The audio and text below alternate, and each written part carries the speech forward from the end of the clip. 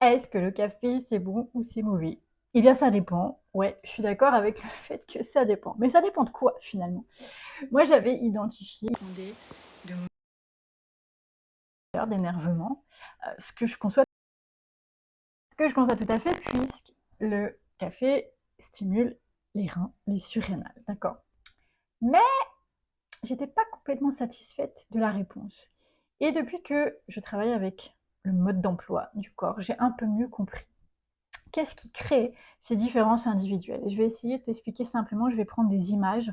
C'est beaucoup plus parlant que si je te parle anatomie, physiologie, de neurotransmetteurs, et cetera.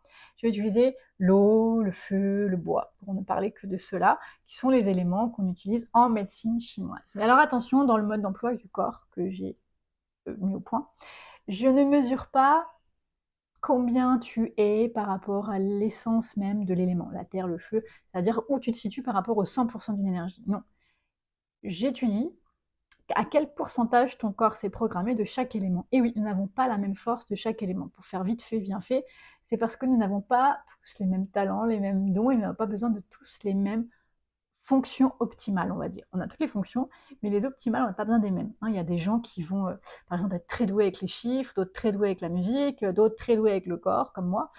On n'a pas tous les mêmes aptitudes, ça va. Et donc, le corps s'est programmé pour ça. Alors, je reviens à mon histoire de café. Moi, pour faire une histoire courte, mon moteur, c'est le bois. C'est-à-dire, c'est avancer, progresser, créer des choses, sortir des sentiers battus, etc. C'est un mouvement vers l'avant, si on peut synthétiser comme ça. J'ai besoin d'eau, mais mon eau est très basse, mais c'est suffisant pour mon système, d'accord? Mon feu aussi est très bas. L'eau nourrit le bois et le bois nourrit le feu. Donc ça veut dire que mon feu est sans cesse alimenté par du bois, d'accord? Ce qui veut dire que la moindre surstimulation ou contrecarré du bois enflamme le feu.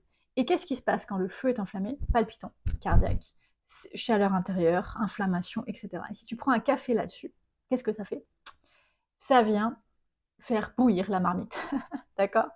Maintenant, mon énergie eau, elle est basse. Elle a besoin d'être entretenue. Donc un café peut lui faire du bien. Tout va dépendre en fait de mon énergie bois. Est-ce que je suis dans ma créativité? Est-ce que j'avance? Ou au contraire, est-ce que je suis frustrée, en colère? Ou est-ce que il y a des... je me tracasse, je réfléchis beaucoup, etc. Et dans ce temps-là, le café va être mauvais pour moi. D'accord? Donc, oui, pour moi, le café est bon. Pas pour tout le monde. Pour moi, il entretient mon système eau à un niveau suffisant pour alimenter mon bois. Oui, c'est ça. Maintenant, si mon bois s'enflamme et contrecarré et vient exciter le feu qui a besoin d'eau pour éteindre, là, ça vient au contraire surcharger mon système.